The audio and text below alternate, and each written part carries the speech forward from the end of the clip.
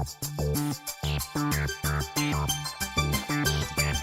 right. Hey, get on me. There we go. Hey, what's up, everybody? Welcome to another wonderful episode of The Bill. Bert.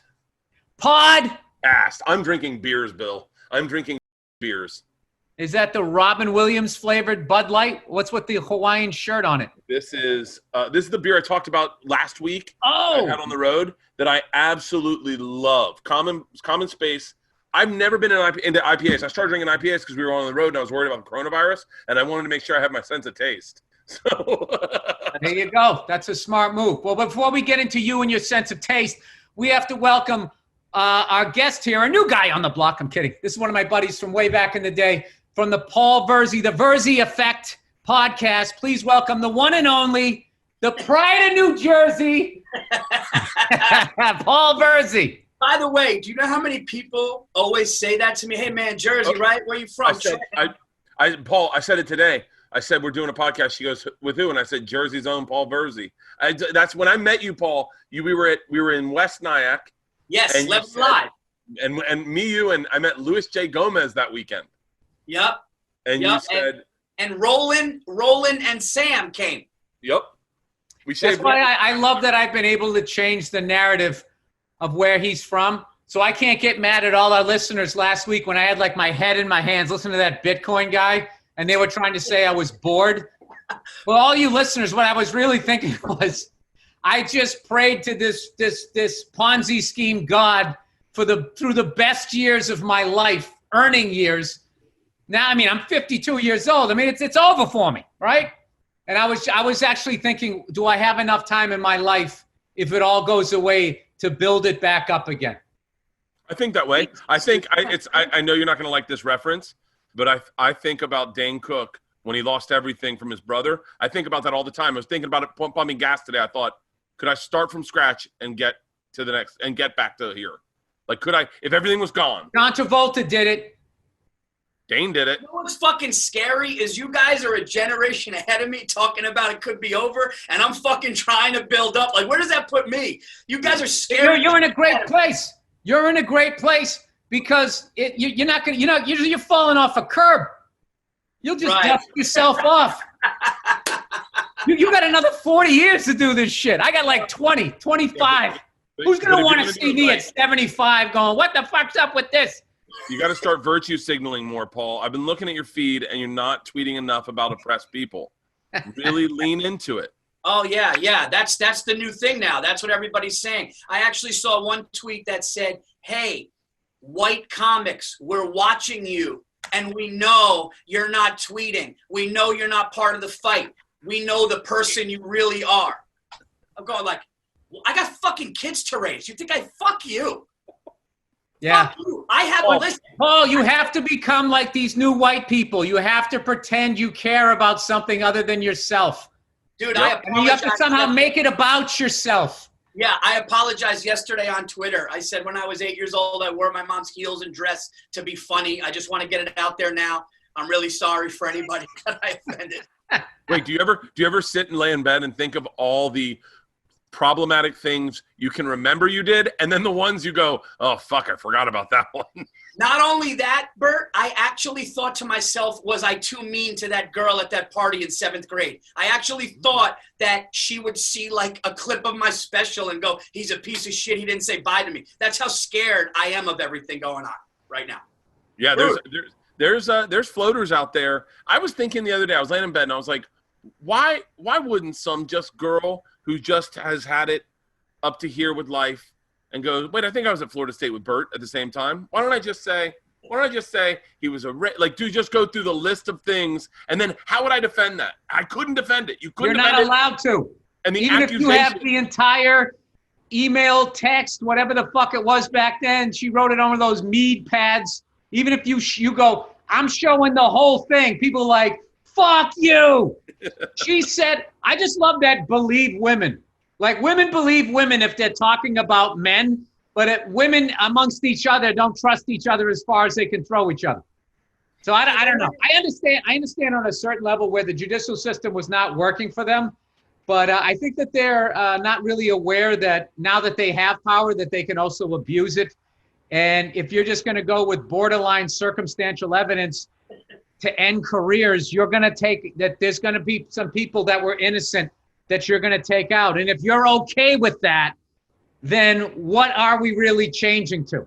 Because I just feel like they're unscrewing the dick and balls and then screwing in the vagina light bulb, but the brain's remaining the same, and you're just going to continue with now we're going to be over here where it's totally unfair. I don't know. It's you said it.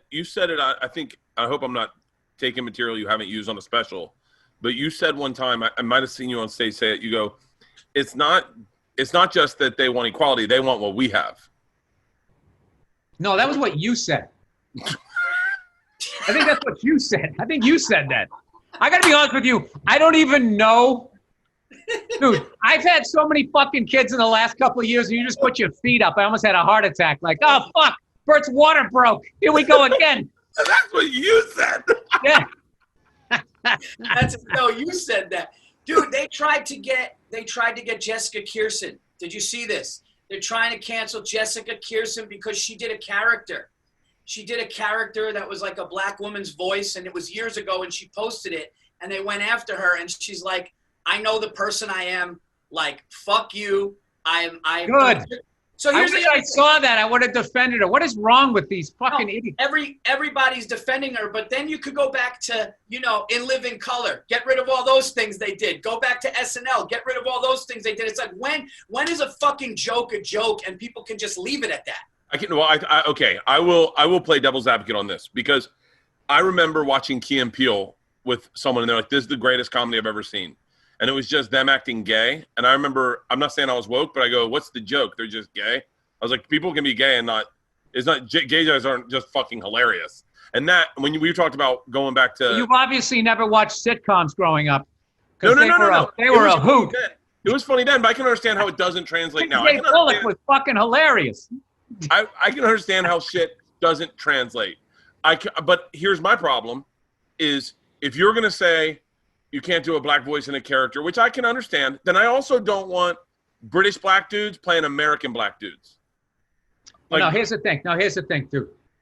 What they're doing there is they're going to destroy acting. Acting is being somebody you are not. I can't believe, like, I love when I hear, I just did I'm going to forget her name. She worked on Pete Davidson's movie. Pamela Adlon, I think. Let me see. Yeah, she was in Grease too, by the way, also. Yeah. Dude, I was watching her in the rehearsals, and I thought that maybe she was from New York. And then when she finished, she was like, oh, hello. I was just like, what the I was just like, that is an actor. Yeah. And I can't imagine, like, to me, like, anybody can do what I do. Even when I'm in Staten Island, they still make me a Red Sox fan. Anybody can go out. That's not acting. That's just saying shit people wrote in a believable way. What she's doing is actually acting. And if they're going to take that off the table, I mean, there's a fine line, because there was back in the day where they would literally, like, I watched the Hawaii 5-0 episode, the original, and they had the worst makeup ever trying to make this white dude's eyes look like Asian or whatever.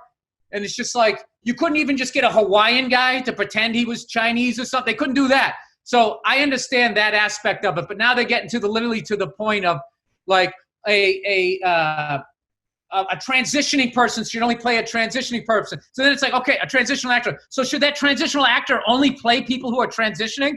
And, like, that's going to be that the trans actor's career is just playing. Yeah, that limits them from doing their career. Yeah. Well, I do.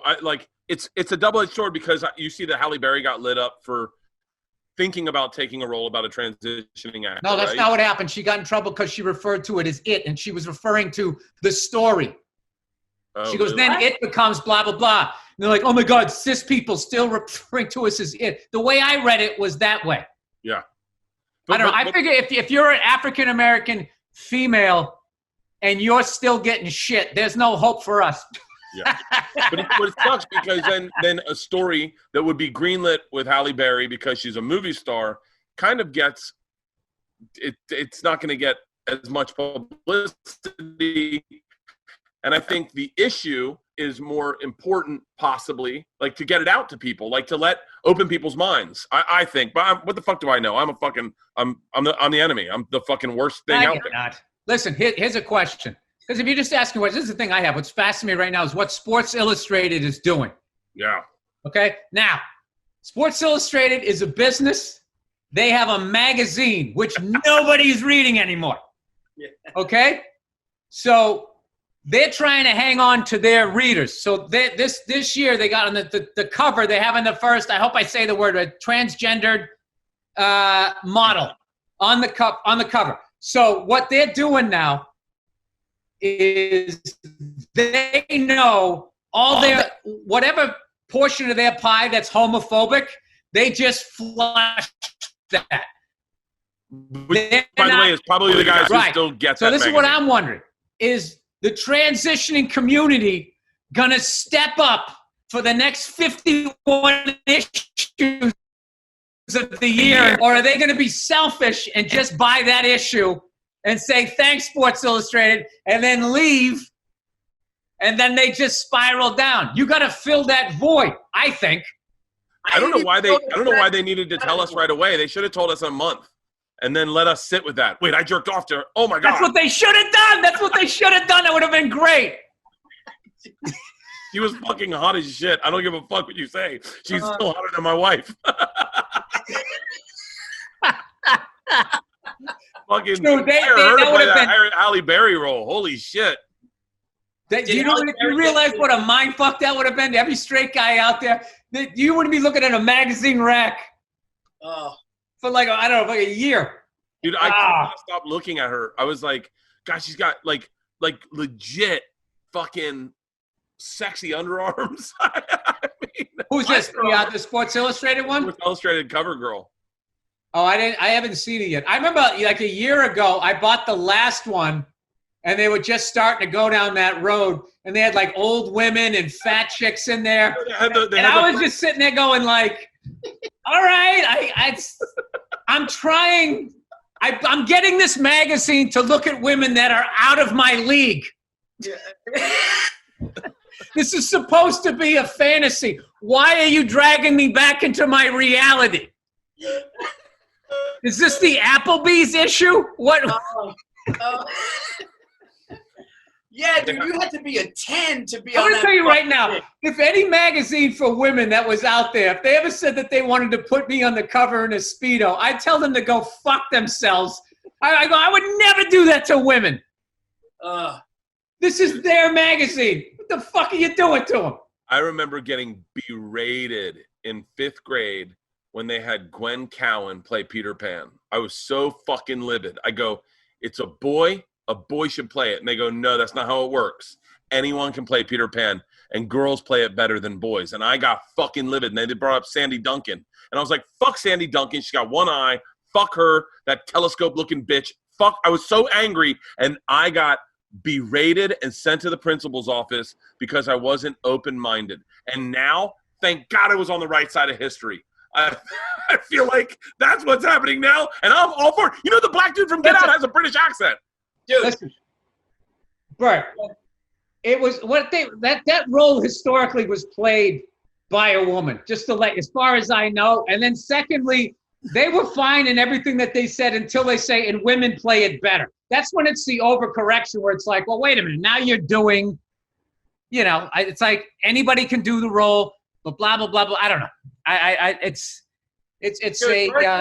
Bert just said something hilarious. I was talking about this on stage, and Bert's a comedian who people know, so I'm not talking about him. But the amount of people on Twitter and social media saying, I want to be on the right side of history, it's like nobody's writing about you in books. You work at fucking Chipotle. Nobody fucking, I need to be on the right side of history. It's like you fucking are barely making your car payment. It's fucking, these people are so self-involved and narcissistic. I want to be, one guy was literally in the street with like no clothes on going, I just want to be on the right side of history. It's like, you're never going to be. I just like when like those stupid expressions come out of the fucking ether and then everybody, oh, I want to say that. I want to be on the right side of history. It's like, that's why I don't listen to sports talk radio. Yeah. Once offsides became encroachment and everybody stopped saying offsides, I started going, here for encroaching. I mean, then they take that encroachment penalty. It's like, am I out of my mind? We were all saying offsides 5 minutes ago. For somebody to say they want to be on the right side of history and nobody knows them and they're just saying that is one of the most narcissistic things ever. But that's what it's become. And that's what Twitter's allowed people to do. Yeah, while not being involved in the fight. It's just you on Twitter. I want to make sure when my thumbs move. It's like back in the day, you had to join a fucking revolution. You had to take a couple of fucking bullets to the shoulder, something. What do they call? I'm a woke signaler. I can't even say it. Signaler. How do you say that word? Signaler? Signaler. Signaler.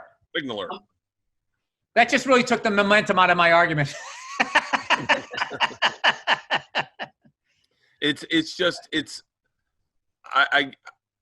I used to get bothered when I found out people had British accents and they played American. It used to bother me as a kid, and I'm being serious. I have no idea, because I was like, why can't you just get an American guy?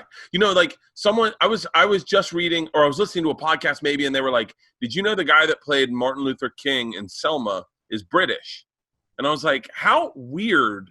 Like that's such a, like, it's so weird that you'd have someone flip their accent totally to play a historical figure. But it's acting, and it adds a degree of difficulty. This is what they should do. You should hire the best person. Yeah, I agree. Are we getting feedback? I'm getting feedback. Do we need I was to like that too, though, Bert. I hated that too. I was always like, just give it to an American guy who can crush it too. Yeah, don't do that. Don't do that with a fucking. You wouldn't hire me to play a British guy. Go, hello, lovely. Hey, how you doing? You'd be like, listen, well, if you could do the fucking accent, you goddamn chimney sweep. It sounds what was good. that supposed to be? Chitty chitty bang bang. Give me a Listen, scene. you fucking dope. So you really gonna fucking like wave the American flag about acting? No, I'm just saying. I gotta be honest with you. I'm a dumb my African American cohorts and get them roles in our movies. Listen, I might be an idiot, but you two guys are dopes. I don't give a. I want whoever does the part to crush it.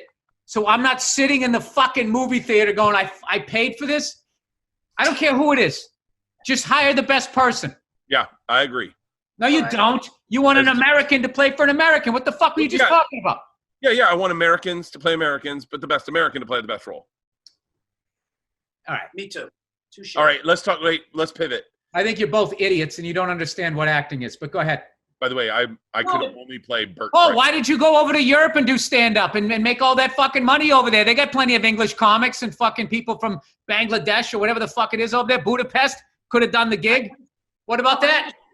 All right, I understand that. I'm just saying. Get back your pounds, Paul. If American Get back your kronas, Paul. Get back your Deutschmarks, Paul. Hey, I didn't get paid enough, all right? You guys are fucking full of shit. Wow. All right. Now I feel like I'm on the outside here. I'm on the outside looking in. I'm not agreeing with you guys right now. Bert Kreischer or a derivation of Bert Kreischer. I'm not a good actor, so I couldn't come in and like be a different dude than me. I hope when they do your story, they hire one of those Bollywood actors and they put makeup on and he's in whiteface and he does it. You know what movie doesn't hold up anymore? Soul Man. Have you seen that lately? No. Oh yeah. You know, I mean, here's the thing about that. We all fucking saw it. And we all I'm really annoyed with going back in history with shit but he got shit for that back then. He actually did, but shit that nobody had a problem with 7 years ago, and then everybody gets to do a do-over on their emotions. I'm talking about white people. What movie are you talking about? What movie? Soul Man. Let me give you the pitch, okay? Young kid, dad's got Harvard lined up and paid for him. Then his dad decides, I think I want a vacation home. I think I want to spend the money on myself. My therapist says I need that money. So, kid, you're not going to go to Harvard. I'm not paying for it. I'm going to give you the best lesson you can get. You're going to pay for it on your own. So this kid decides, well, what better way than to just dress up like a black guy and get a loan. Oh, affirmative action? That was just... No, it was how he was going to pay for it was just looking black. Well, how was he going to pay for it then? They I think in the premise of the movie, I could be mistaken. I think you're already mistaken. No. I just watched the trailer to the movie the other day, and we were like, this is what they call tone deaf now.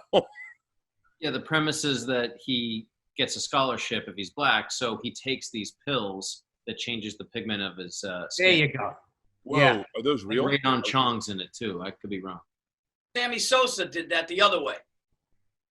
So did Little Kim. So did Michael Jackson.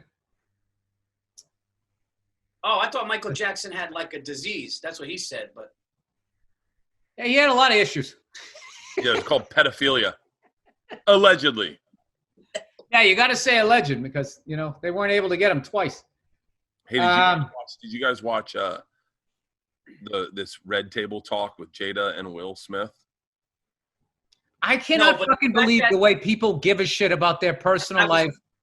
That's none of my fucking business. And the way people are going after Will, I just think it's terrible. Leave him alone. It sounds like a really painful thing that they went through. How about the fact that that's news and headlines during a pandemic when we're fucking literally suffocating and there's everything going on? That was like the main thing. Like Jada Pinkett admits affair after. It's like, gives a fuck. Seriously. No, she had an entanglement. That's why I think that's why people got caught up to it because she called it an entanglement, and Will was like, "It was an affair." She goes, "It was an entanglement." Other dick. That's what she got entangled with. Well, listen, you know how it goes with the ladies over there. They don't exactly, there's always like a, how often in your life have you heard him say, you know what, that was 100% my fault? That's what I love about my wife. Like, she'll actually do that. But there's usually a fucking caveat, some sort of like, they plead down. They go from murder one down to an entanglement is all I'm saying. Yeah. Yeah, it was, this is what bothered me is that like, it seemed that they were destroying Will Smith. Like it was, and I didn't like that. As his wife, I would never put my wife in a compromising position on a podcast to make her look like a piece of garbage or to lessen her quality. And as being like a legit fucking legend that Will Smith is, I didn't like that they took a legend and tried to make him.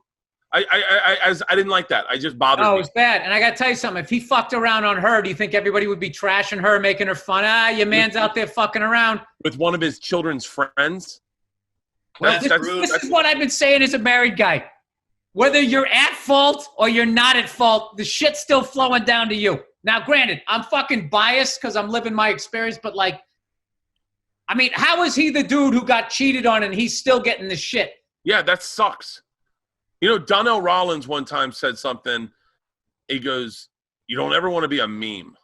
And he goes, "Look what they did to Jordan. Jordan's the greatest of all times. And all kids know him now as crying Jordan. That's all they know him as." He goes, "Don't ever become a meme." Then that documentary came out. He's fine. And Donnell is a meme.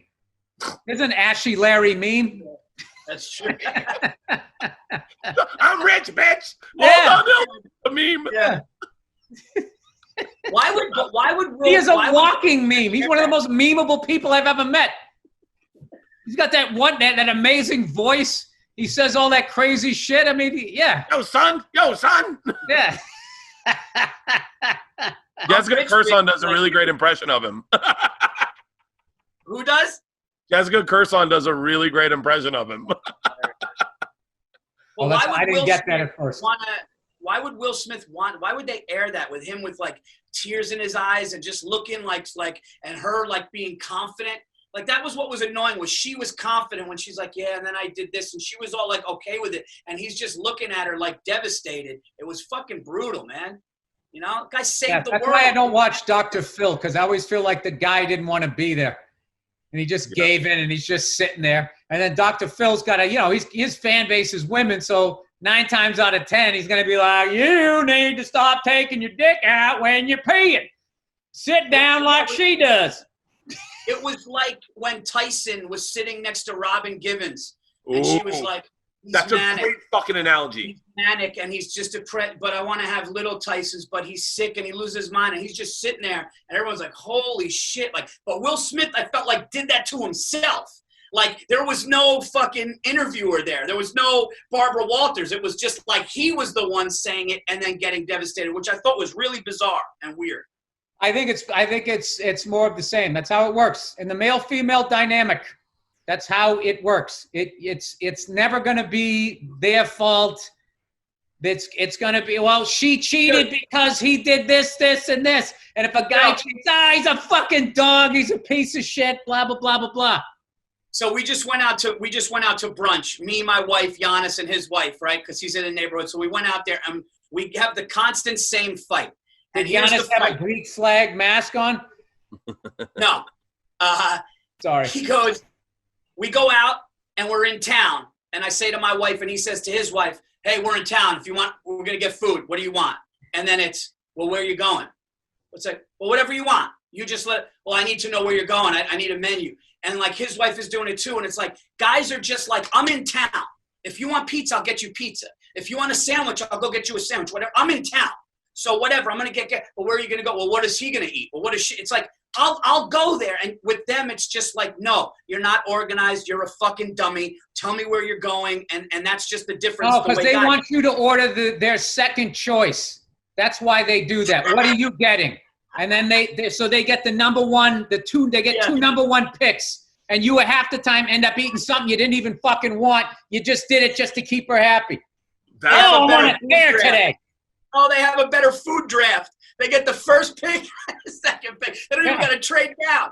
Every time I go out to eat, I do the same thing. I go, what's the best thing on the menu? Get me one of those, and then I'm going to order what I want. I get 2 meals. I eat half and half. Take them. Oh, my God.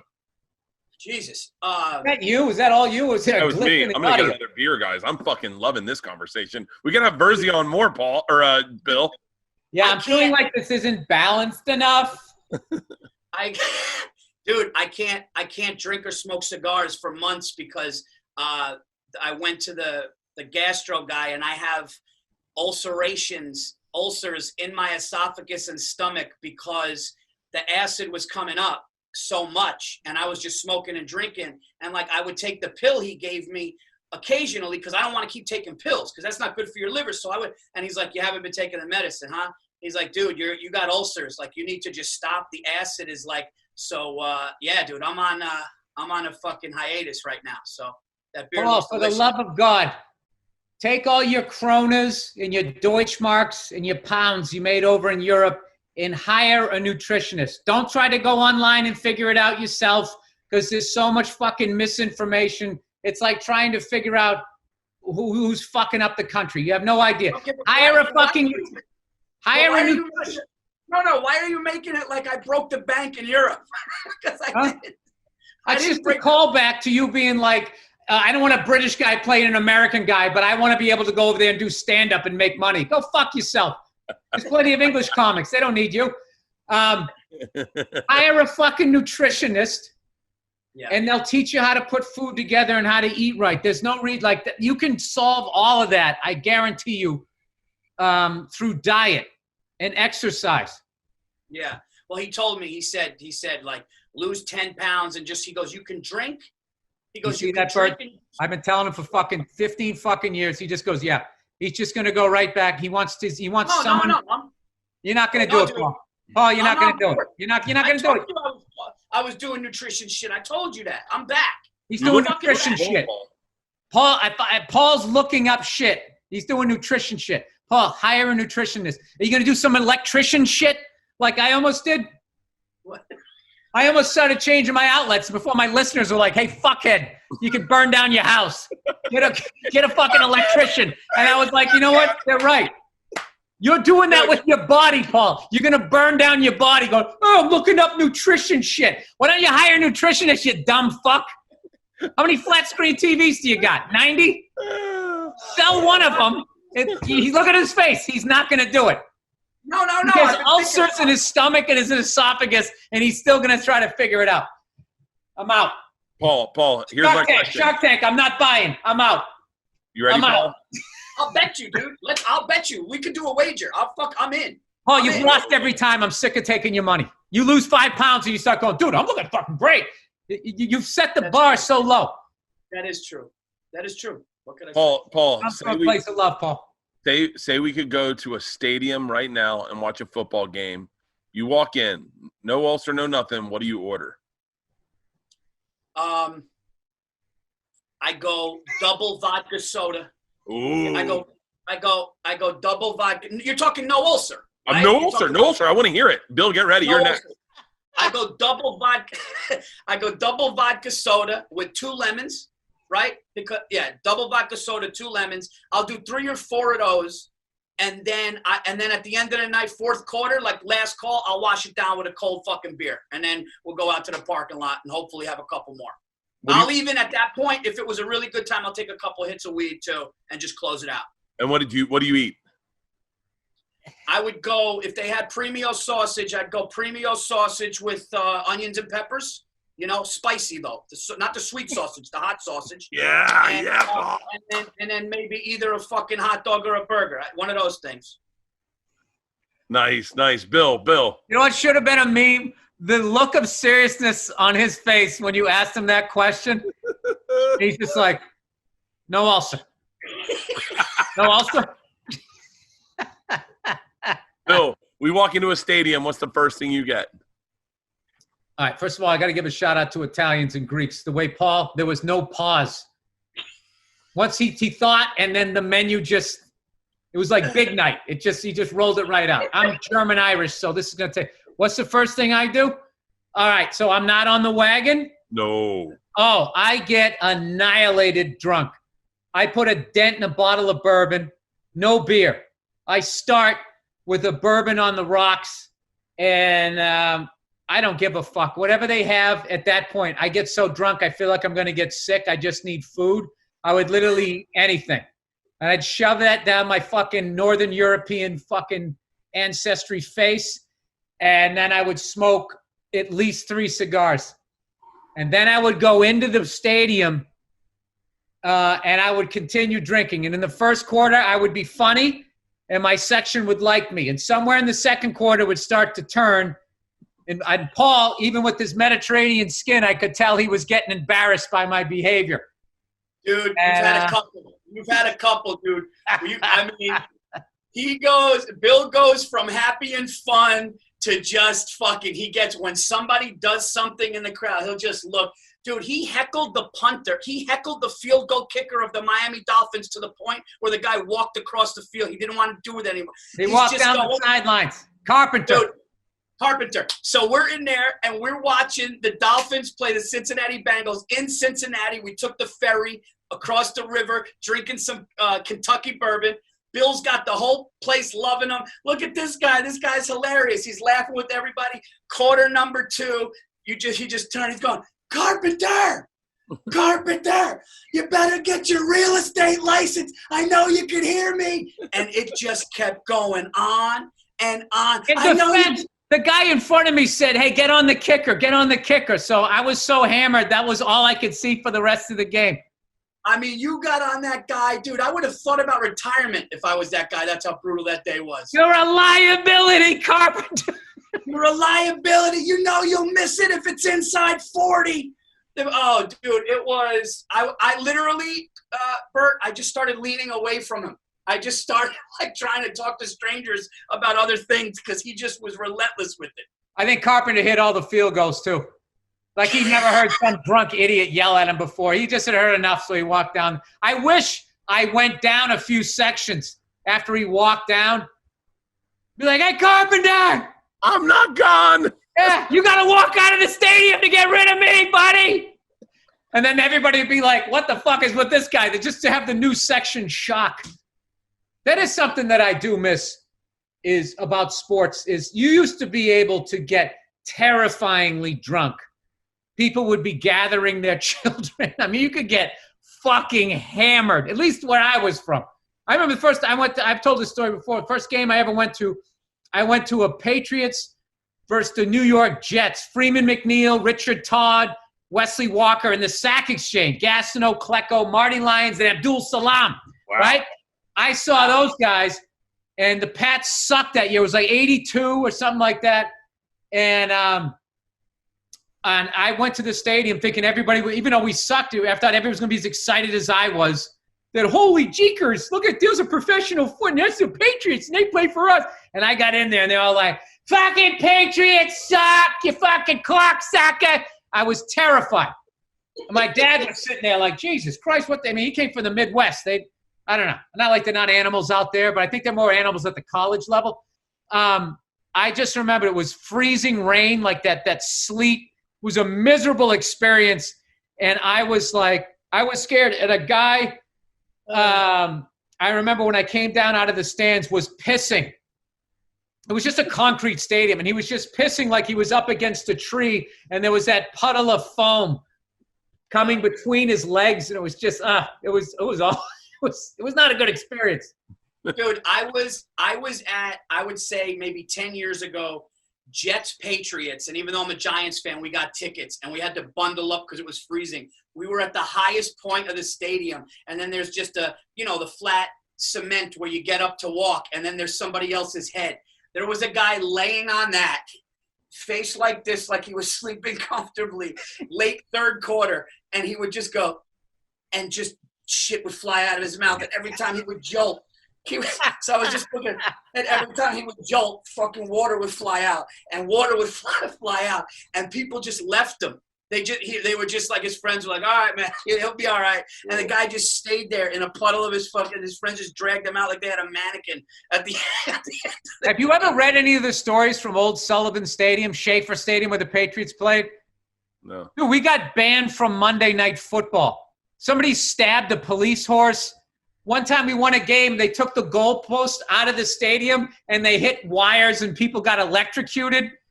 There was a guy fell off the back of the stadium. This was a time where you could actually sit up on the back of the stadium. There wasn't even anybody to be like, hey, you might want to get down from there. Dude, who stabs a horse? Some fucking drunk. No, and like the people of Foxborough, it was like 8 years into the stadium, they were like, what the fuck have we done by having this animal magnet that we put out there? And then after that, after the white people behaved like that, essentially, then Michael Jackson came out to do the victory tour in that stadium. And Foxborough was like, we're not going to have a bunch of African black people. They probably said something else. No one went back then, right? Coming out here to watch this game. So they canceled the concert. And well, this is what happened. That's how that opened the door eventually. It opened the door for Victor Kayem to end up coming in, because that's what fucked over the Sullivan family, one of the original families. Because two things, they somehow were promoting the whole Michael Jackson victory tour, and when they did the finances, what they were paying him, and then the gate, they were going to make the money, but they didn't see how big Michael's stage was. This is what a promoter in Boston told me. His stage was so fucking big and ate up so many seats that they were going to lose money on every single gig, like substantial money. So they asked him to make the stage smaller, and he said, I can't, because he was competing with Prince, and he was worried that Prince was going to have a better stadium. So he refused.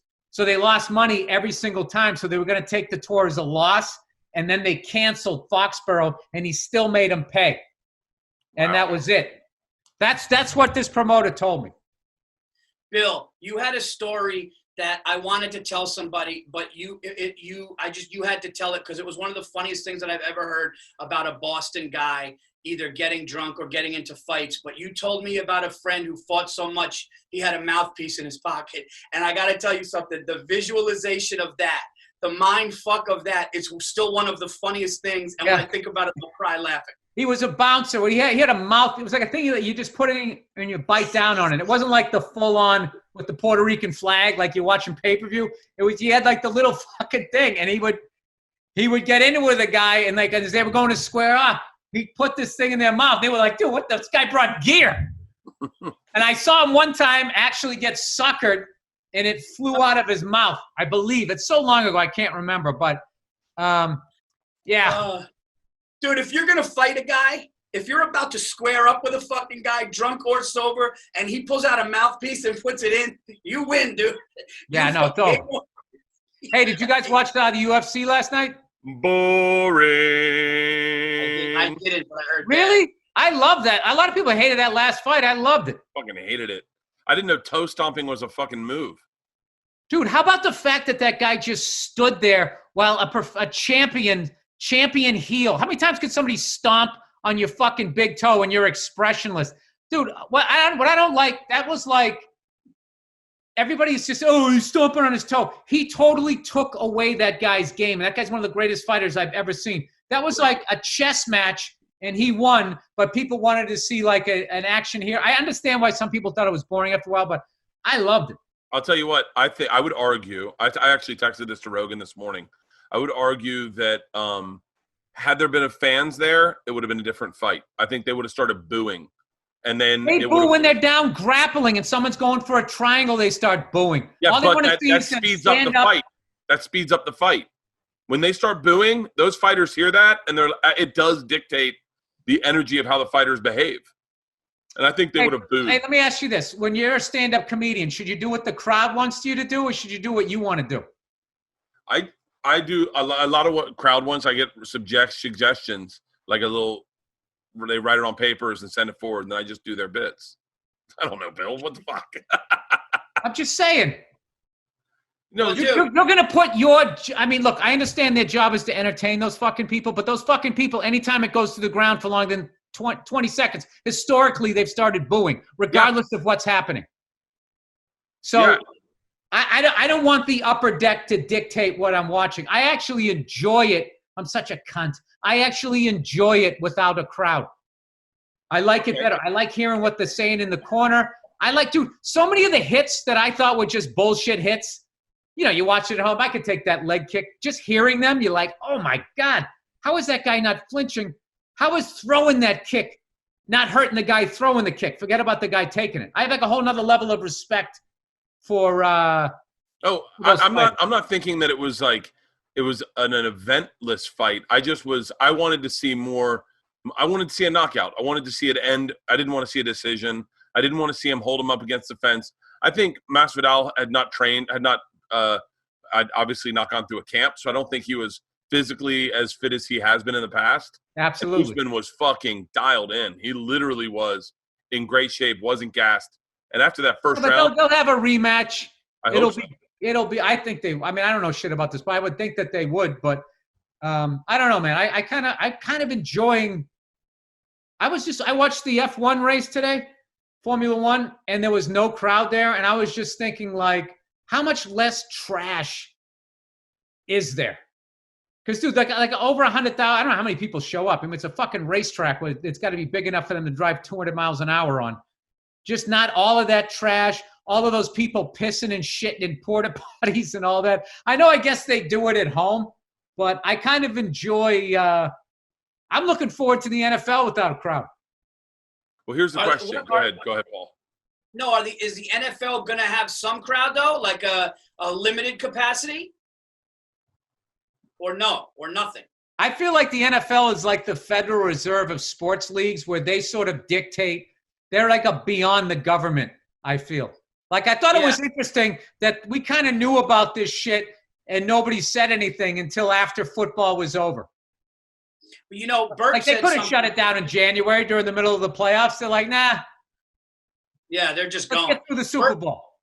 Bert said something, too, about the crowd dictating things. What about the NBA playing in that, like, when you get hot in basketball, you start hitting shots and the crowd momentum and stuff, it's going to be weird to watch a guy hit a couple and then run down with nothing and just see if he can keep that running. How great is that going to be, Paul? How great is that going to be? You're never going to get to see this again. Instead of whining about, oh, why can't it be the way it always is? Why can't you just enjoy, like, this is fucking – if you ever wanted to hear what the fuck they say, dude, can you imagine this shit? Like, they almost have to be on a delay. Because you still, with the crowd, you hear people going, what the fuck, to a ref. Yeah. They're gonna have to be like, I even saw like some of the guys last night were whispering in the fighter's ear or trying to keep their voice down. I find all of that shit, like a long time ago, I said that the NFL package should have like the NC-17 version where all the players are mic'd up. And if you sign on, you can't get offended by anything that you hear. And then you get like the ultimate sort of like you're watching the game and, you always see guys jawing at each other. You could hear every fucking thing that they were saying. I'd rather hear that than people chanting bullshit. Why don't fucking comedy clubs have that? How about a disclaimer? right before you walk in. You're going to hear this, and this. You have to take a picture of the fucking disclaimer on your fucking phone. And then there's no problems, no fucking complaints. You don't like it, just fucking leave. You knew what you were walking into. They should have that. I wish people would just push back against the 8% of people that are doing this, which really just seems like at this point, I don't even know what it is. They're not making anything better. They're just ruining people's careers. That's what I'm saying. It might be only 8%, but that 8% is taking fucking food off people, taking careers away. Well, that's because everybody else is keeping their fucking mouths shut and letting them do it. That's what it is. Because listen, it's not like every time they complain, I feel that they're wrong. But like now it's getting to the point of it's just like there's no trial, a little bit of circumstantial evidence, go fuck yourself. The other person's like, here's all the evidence you were just looking at. That actually shows it a lot differently than the way you're deliberately skewing this shit, and everybody has no time for it. This podcast is brought to you by ExpressVPN. I know most of you are probably thinking, why don't you just use incognito mode? Well, let me tell you something. Incognito mode does not hide your activity. It doesn't matter what mode you use or how many times you clear your history in your browser. Your internet service provider can see every single website you've ever visited. That's why even when I'm at home, I go online and use ExpressVPN. It doesn't matter if you get your internet from Verizon, Comcast, or any ISP. ISPs in the U.S. can legally sell your information to ad companies. ExpressVPN is an app that reroutes your internet connection through their secure servers so your ISP can't see the sites you visit. Dude, I want to get this shit.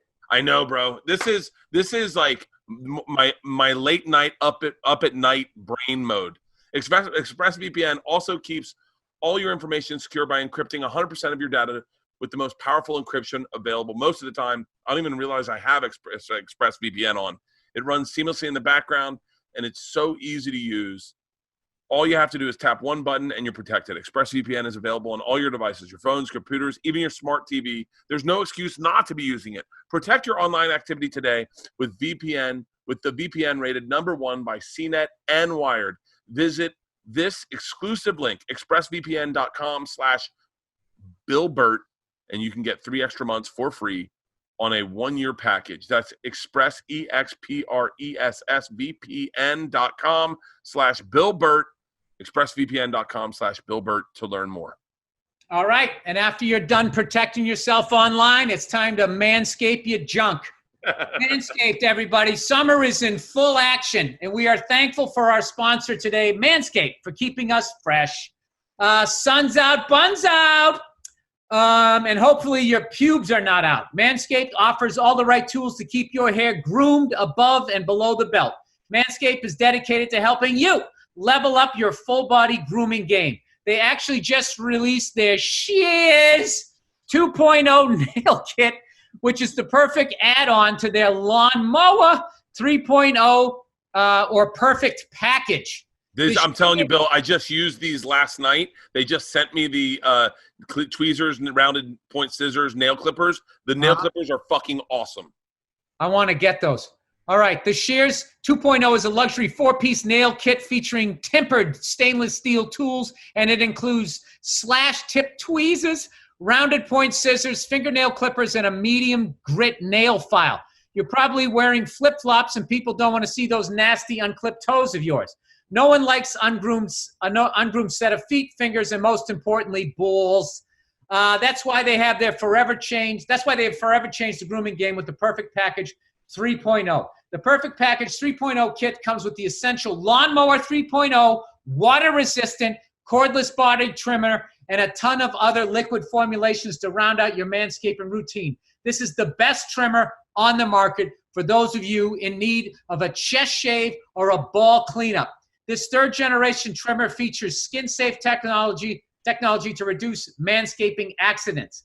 Inside the Perfect Package, you'll also find the Manscaped Crop Preserver, an anti-chafing ball deodorant, and moisturizer, because we know how painful chafing can be when you're wearing your bathing suit all day. You'll also find the Crop Reviver, a testy toner, that's designed to give you a little pep in your step. I don't even know what that is, but I want to try that. Subscribe to the Perfect Package and get a new blade refill on your lawnmower trimmer delivered right to your door every 3 months. For a limited time, subscribers get 2 free gifts. The Shed Travel Bag, $39 value added, and the patented high-performance reduced chafing Manscaped Boxer Brief. Get 20% off plus free shipping with the code BillBert at manscaped.com. Do yourself a favor and always use the right tool for the job. Comics, when some comic gets in trouble and then comics start having it out with each other on social media, that cannibalism thing, it's like, what are you doing? You guys all have each other's text messages. Like, you can text message somebody. Handle it fucking in-house. No, but you want to know why? Because a lot of them are narcissists who want that show. They want to show that show. They don't want to handle it. Yeah, who gives a fuck? I don't even want to talk about it. It's so depressing watching comedians attack other comedians or believing shit about comics because they don't like the comic. Not because of the evidence presented, because he bumped them, because they don't like his act, because they don't like where their career is at, that they literally just co-sign on this bullshit to have one less person in their way. It's really a fucking bizarre time. So I wish someone got rid of social media altogether. I would love it if someone just fucking tanked it all down. I'd be cool with it. Dude, I thought of that. I actually thought about that. I go, what would happen if just Twitter went down and maybe you could just either have a Facebook account or nothing, and you just put all the power back into the industry people is what would happen. And we'd be right back to what it was before, where you'd only get 8. So you got to have the thing. My thing is the government should break up CNN and Fox News. They just need to break it up. It's the most divisive thing out there. And I think the fact that they both politicize this virus, and it's really, I feel like it's an issue of national security now, where we're showing that we're divided, which shows that this country is vulnerable and weak.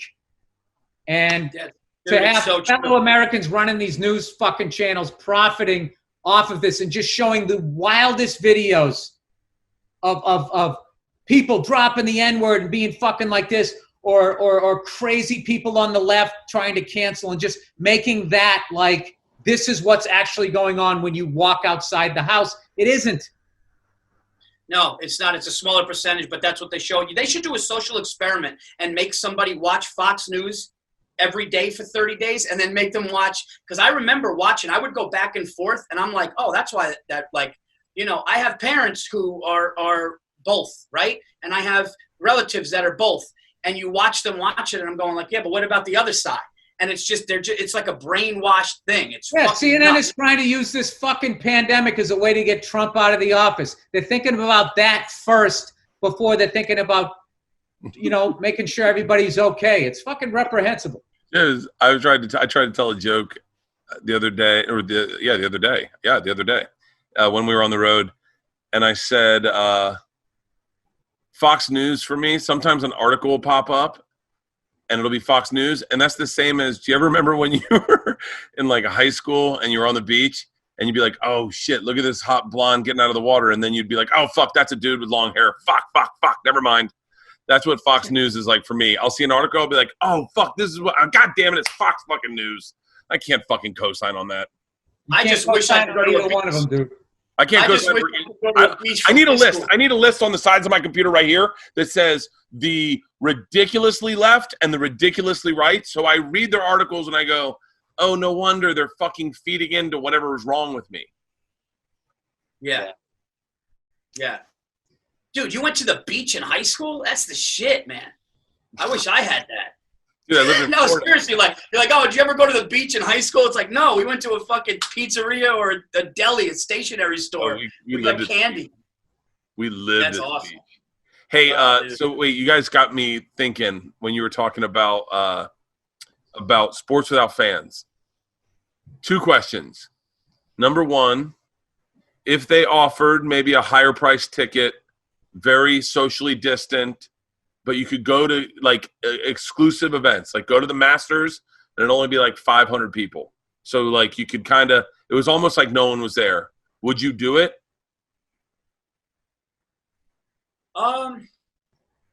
I mean, I get it's just And that's a tough one. And what event would you go? Would you want to see, It's Paul? like how safe, like you say, it looks like nobody's there. Just how safe would it be? Like 100%. if I'm 100% safe 10, 12 feet away from somebody and I have a mask on and I'm with a buddy that I know doesn't have it, then I would probably do it. But if I got there and it was a shit show, I'd be like, oh, this is not, this Like is not. what event would you want to go to, Paul? I'll be honest, man. I've never been to it. I've been to a ton of stuff. Me and Bill, Bart, Nick, and we've been to all these different things. I've never been to the Super Bowl. Never. And I should have went. The second time the Giants went. I should have went with Eli. I should have went. You should have went the first time. And I shouldn't. I should have went to either. And I didn't fucking go. And it kills me because Eli's my guy. Eli's always been my guy, and I'm never going to be able to see that guy in that game, which hurts me. So if they had a social distance Super Bowl and I had like my buddies and I had to think, fuck, that's for me, I would do that because I've been to game 1 of the World Series, Yankees Mets. I've been to the National Championship NCAA. I've been to Sunday at the Masters. I've been to that. I have not been to a big tennis match. I did go to the U.S. Open, so I did do that. For me, Super Bowl. Okay, so here's the question. Just so I can make it fiscally responsible. They say, Paul, we got a gig for you. It's $50,000. Or I can give you 4 tickets to the socially distanced Super Bowl. 4 tickets or $50,000. Well, my wife would fucking freak out if I didn't take the 50 for sure. She'd be like, "You fucking idiot!" So you could drink and forget the ending because you're gonna be drunk, smoking cigars, or you look at your daughter, look at Sophia and Lucas, and tell them you walked from $50K. She's in a medically induced coma and she doesn't have a say in it. So God forbid. I don't know what it is. I would have to go. I would just have to go with the cash. I would go with the cash. 1 gig. It's the same as a $4,000 gig, as a $1,000 gig. And they're going to give you 4 tickets to the Super Bowl, socially distanced. You can smoke cigars because no one's around.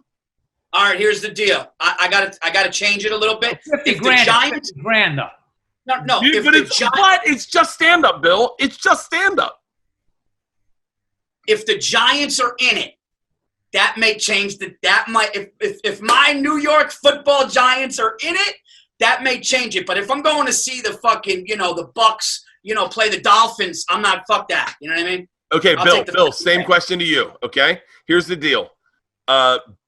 Big casino. Harris calls up and says, Bill, we got a really big gig. Here's the deal. We can pay you in cash, and it's 6 figures. It's like $250. Or Bill, or hold on, Bill. Yes, I'm doing it. Thank you, big casino. Bill, hold on. I own the casino. I'm not done with my pitch. Okay. I'm sorry. I would like to give you that money, or I can offer you any helicopter you want. You fly you and 6 of your friends out to this game. You watch the game. You have a great time, and then you get to fly the helicopter back. 6 of your friends, cigars, whiskey, no women, just fucking. Yeah, but the amount of money that you're giving me, I could then rent any helicopter I want. I know. It's hard with you. With both of these analogies, you went so high with the money. 250 fucking grand? Dude, what am I, Lady Gaga? I'll take the Lady Gaga money and I'll put the rest on a gift certificate. Dude, there's little I wouldn't do for fucking $250 cash. $250 cash, I don't know what I wouldn't do. Actually, I know what I wouldn't do. There are a couple things I wouldn't do. Name them. Name the 4 things you won't do for. He wouldn't be able to without getting in trouble. Yeah, that's true. I don't want to say something. No, I mean, I don't know. I mean, there's just a couple of, I don't know if I would. It wouldn't hurt your family. Sucker punch and none. Sucker punch and none. No, I would do that. But, with all the shit she's done to kids hitting their knuckles with a ruler, she probably had it coming. No, I'm kidding. Yeah, I wouldn't do anything to hurt my kids. I wouldn't do anything to hurt my family. I wouldn't do what Tom Cruise did in that movie where he hung on the side of a B-2 bomber and had it take off and actually was outside of it and then came back around and landed. And he said like he was thinking about it the night before. He did that. Like he actually, I wouldn't do that. if you put fucking $250 cash in a fucking duffel bag and said you just got to hang on the side of this airplane, we're going to take off, we're going to go about 3,000 feet, come back around and land, I wouldn't do it. It's 17 hours. Would you do it? Well, I had a show called Bert the Conqueror, and I was set to be the first guy to jump off the stratosphere. And so I'm sitting on the edge of the stratosphere, and my cameraman, Scott Sands, is sitting with me, and he's strapped into the fucking building. He's leaning off the building. I'm just tethered into a ride holding on, and he starts giggling to himself. We're 1,100 feet above the strip. He starts giggling to himself. I go, "What are you laughing at?" And he goes, "How much money do you think you're getting paid to jump off the stratosphere?" And I went, "Well, I know I'm getting paid per episode." He goes, No. This is only a segment in that episode. How much are you getting paid? And I thought, wow, for all the work I'm doing, this is really only 15 seconds. I think I'm making like $125. And I just was like, I would never jump off this building for $125, but technically I am. And it fucking killed me. Dude, when I was 18. That's one of the scary. Have you ever seen that? When they send those people off to stop at the top of the stratosphere, out of all the crazy rides that I've seen at an amusement park, there's just something to the fact that they built a ride on top of that structure that really looks like it's going to tip over, to be honest with you. Yeah. The fact that you're now jumping off, no parachute, oof. The amount of times I've gone to one of those fucking amusement parks, and I've seen a roller coaster rear end another roller coaster. I got stuck on a ride, the one where they bring the thing down and you've never seen a roller coaster rear end another roller coaster. You want to bet? I swear to God, you've never seen that. Yes, I have. Well, okay, let me clarify it. I heard it. I heard it. What? Bert, I'm going to let you get this laugh out, and then I'm going to tell you the story.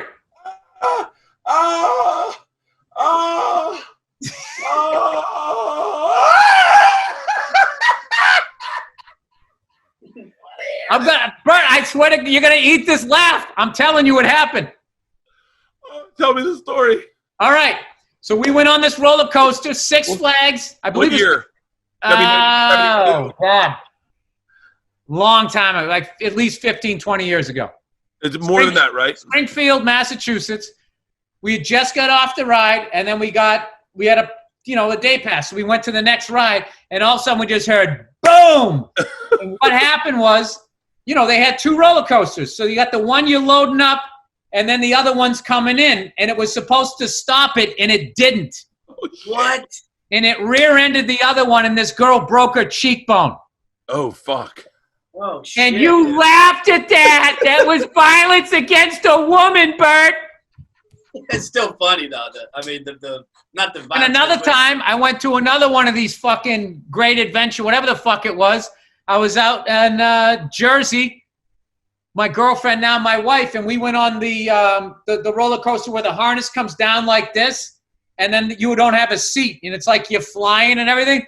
So then we come in to stop, and we're stopping, and we're sitting there, and we're sitting there, and we're sitting there, and then we notice some milling around, and I'm like, oh, no. And then all of a sudden, people in the line start getting out of the line.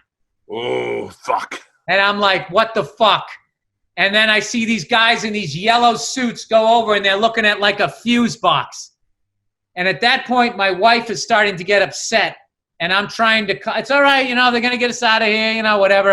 It'll just be a few minutes and something like that. And in my head, I'm like, oh my God, I've seen this on the news where these people got stuck upside down in the loop and the blood went to their head. And so I'm just sitting there. And at one point, I was fine until I tried to get out. That's where they fuck you, Bill. Because I was going like, you know what? If I really wanted to, I could probably get out of this thing. And I went and I couldn't. And then that's when my breathing started going like. Yeah. Right as I was starting, dude, I was seriously going to fucking freak out. Dude, if you started screaming, do you know what Nia would have done if you were like, ah! She would have been like, all right, dude, that was going to happen, and it was going to happen real quick. But thank God for those guys in the yellow suits. They brought us in, and I will never forget. They brought us in. And I'm like, now is it going to happen again? It's going to happen. And like, dude, we got off that thing. I was like, I've never gone again. I don't think I've gone again. I was just like, this is like, I I don't know what this is. This is like flying a fucking plane that just all it does is fly.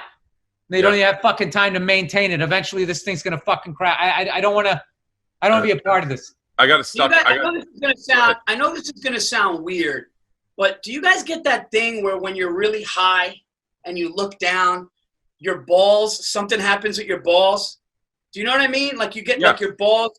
You do. Oh, that right? happens when somebody gets like something happens to them. If they're really gonna get hurt, yeah, your balls pull up in you a little bit. I was on 82nd floor of a building. We did this comedy show up in New York, and then they were just like, look down. And dude, 82 floors is, and I looked down, and my fucking junk just like fucking, it, like by itself, just, and it freaked me out. It was fucking weird. But you know, like when I'm flying, all right, like what's the weirdest thing? If I'm coming in for a landing, altitude isn't something I'm really thinking about as far as like, wow, I'm high up, I'm scared. But whenever we would do auto rotations, okay, so you're coming in and your target is almost like with what I fly, because it drops like a fucking stone, you're almost over it. Then that's when I would start getting like, whoa, would have to fight those thoughts early on. It's kind of a weird, I don't know how to do that. I honestly, like, that's one thing, like, you know, we've been friends for a long time. We've toured together, and we've been through a lot of things and shit, and I know you're a fucking good dude. I know you're a smart dude, but I gotta be honest with you, man. That's one thing you do that is so fucking wild to me. Like, do you know what I mean? Like, it's one of the most, because maybe it's because of my fascination and / my fear of aviation. But, dude, being up there and flying that fucking thing and landing a helicopter, and I'm not going to lie, when we were up that night, I had a good time. But when we left Santa Barbara, and me, you, and Dean, and it was dark, and we were fucking moving around like a bumblebee over the fucking thing, and you were calm and cool, and the other guy was talking a lot of shit, dude. I'm not going to lie. I was fucking scared for like what that was I was flying a little too low. I either had to get a little lower or a little higher because there was the mountain ridge right there, and it's just the wind was coming across it. That's all that was going on. So it wasn't like a big deal. It's just obviously because your friend is flying it. But I understand that fear because I have that fear. I am so afraid of the ocean. I think fearful ocean stuff in my pool. Like anytime my daughter starts swimming away from me, I immediately start thinking like, oh my God, we're in the ocean and I'm going to lose her. Like Did you have a problem in the ocean when you were younger or no? No, but what happened was I read a bunch of books, classic books, and it was all about the sea and like, then I just started reading about it, dude. It's at a very unforgiving. You're like, no, man, I watched Jaws. I was like, no, I saw Jaws at a certain age. Dude, I'll tell you what's fucking unreal. As far as like, one time I went to the beach when I was a little kid. I mean, this was still when I was living in northern Mass, so that was like the earliest, pre-1976. So I couldn't have been more than 6, 7 years old. My brother was 8. Neither one of us could swim at all. And we went to the beach, and there was all of these bigger kids way out in the water on this little dock, this floating dock. And we wanted to go out there, and we just kept walking out in the ocean, walking out. And I was getting where the water was here. And all I had to do, dude, is a wave came, and if I lost my balance, I would have drowned if someone didn't see me. My mom had no idea. And I always go back and I think about, like, if my wife's ever going to go to the beach and she's bringing my daughter, like, I have to go, and I cannot fucking relax the entire time because it's just, riptides, the things that are in there, all kinds of, like, it's fucking huge, dude. And then like all the shit that's dangerous is like your head's here and all the dangers below there. I find it terrifying. But to make yourself feel a little bit better about aviation is when you look up in the air, just imagine all the roads up there. Okay? If all the roads are up there. Yeah, but how does that make me feel better because it's so high? Just wait. Then eliminate all the trees. Eliminate all the water, all the buildings, anything you could ever fucking hit is gone. Okay? And then eliminate 99% of cars. And then have a radio where you can talk to other people so you know where they're at. That's how much dude, because I got to tell you, when you exist up there and then you come down and you get on a fucking LA highway, you're just like, dude, what the fuck? What the fuck? And there's some guy next to you and then some guy in a motorcycle splitting the fucking lanes. Somebody passing you 90 on the right at 90 miles an hour as you're trying to get up. I am way more terrified. I would be more scared to drive my kids and family down the fucking highway than I would to get into a helicopter. Maybe not right now because I've only flown once in the last. The statistics. It's the statistics, and that's what makes me go. Every time I get on, I go the statistics. But like, Bert, you grew up around a beach, dude, so I'm sure this happened to you going to the ocean. I used to go to Myrtle Beach, South Carolina, in high school all the time on vacation, and we went out a little too far, and the lifeguard's calling us in, and I can't get back. And the harder we're going, the further out we're going, and we all started to panic. And a couple of my buddies got up there, and I didn't get there yet. And they're waving and shit, and they're like about to get on the jet ski to get us. And I just remember going don't go to like the people that really don't fight too hard, just kind of try to go with it and slow down. And I eventually got back, and that was one of the scariest moments of my life because for a second I'm like, they might come and get me, but I might drown in the next minute. I could drown. Oh, yeah, I almost drowned in a triathlon recently, probably a couple of years ago. I did a triathlon, and I just forgot. I got out there swimming, and all of a sudden I'm in like third place, and I'm like, God damn it, I'm gonna win this fucking triathlon. I was like, why are these fucking idiots? I'm like looking, and they're like, I go, this guy's not even going the right direction. He's like 20 yards away from everyone. I was like, am I going to win this thing? Like I'm touching toes to the guy in front of me going, fuck it, I'm going to pound through. So I get to the buoy, and as soon as I hit the buoy, I didn't turn the way everyone else did. I didn't know how to turn. You're supposed to do this roll thing. And fucking people started climbing on top of me and drowning me. And I'm a quarter of a mile out in the lake, just going like, oh my God, I'm going to die. I'm going to drown. And there was a guy on a paddleboard, and I was like, do I wave him down? And part of it was my ego. I was like, I grew up in the water. I'm not going to die. So I just got on my back and just very casually kicked away from everyone. And I was like, oh, that's why they're not in the group. They're out to the side because they just want to do a triathlon. They don't care about winning. They just want to get it done. And so I kicked out to the side. I got on my back. I kind of swam a little bit on my back and then got in. And my wife's like, we were watching. You almost died out there. I was like fucking terrified. And you want to talk about being gassed? Almost drowning gassed is like no muscles anywhere. You're trembling. Oh my God. Dude, you just gave me an anxiety. I just had a panic attack thinking about that because I know that moment's brutal. Sorry, Paul. Is that because you panic and then if you just relax for a second, like, hey, I know how to float? Yeah, I just relaxed and I was like, if I just take a deep breath, my body will float to the top and I'm fine. I just got to sit here, catch my breath, and then start swimming. And I was like, and by the way, on my back, I can just casually keep going in and I don't need to freestyle in. And so I probably swam like, an eighth of a mile on my back. And then the other quarter of a mile or the other eighth, I just fucking pounded in. And I was, dude, I've been caught out in riptides before, and I don't panic because I know what it is. I've been caught out and taken out pretty fucking far too. And, but I can't, that young lady just drowned out in Lake Piru. Did you hear about that? That actress? Yeah, it's terrible. And it's the terrible. Poor kid was sitting there crying on the boat. Oh my God.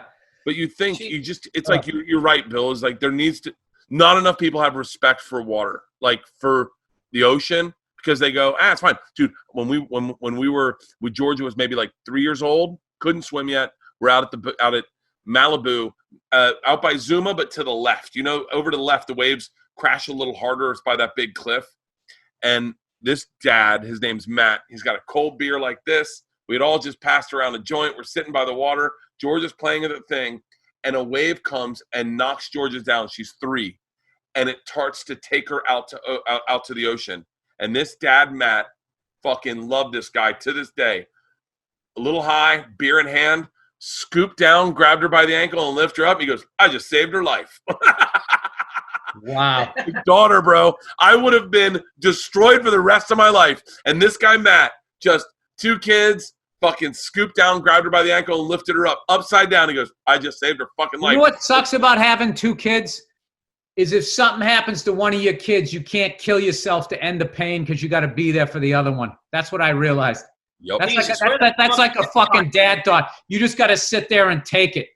It's fucking brutal, man. I like when that story about that poor actress came, I my wife had it on, and then when I saw like the kid was like sleeping or crying on the boat, I'm like, just the panic of that kid looking over the side, looking for mom. What if the kid fell in?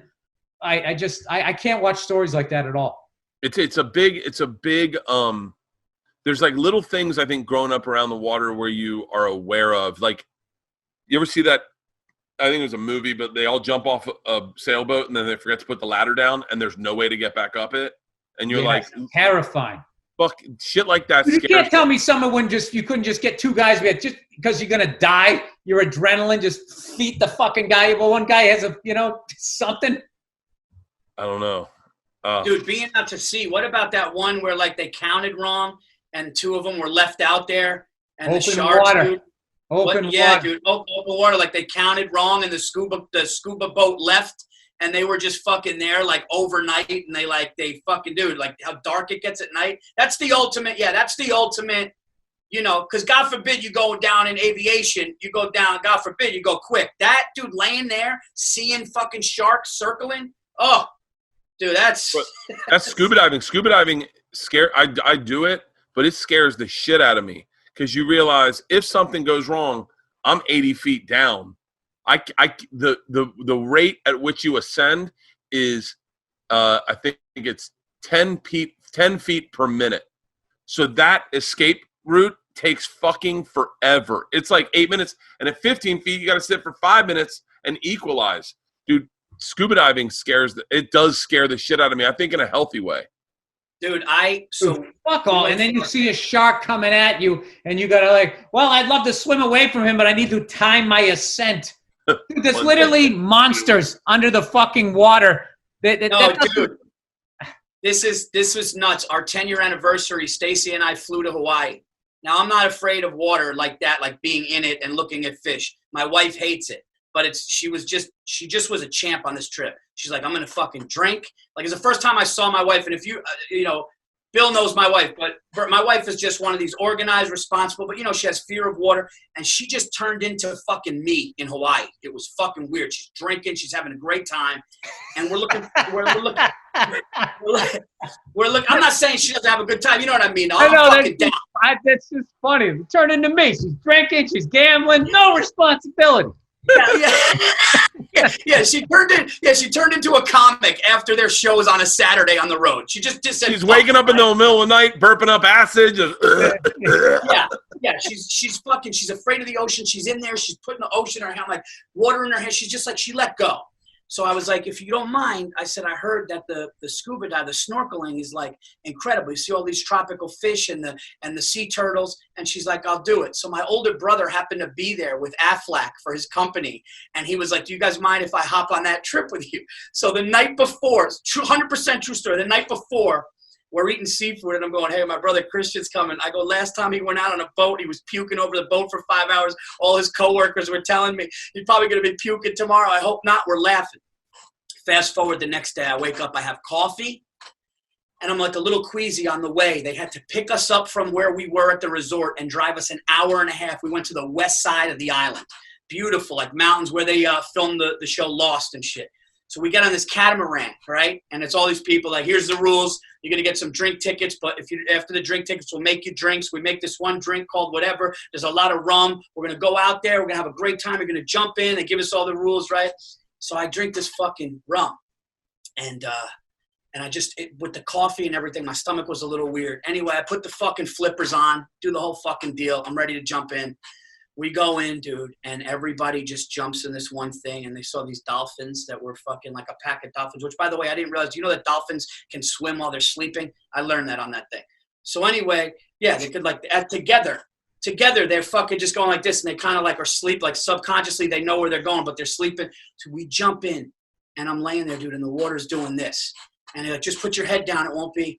And we go out far. And my wife is supposed to be scared, and she's fucking in. She's down.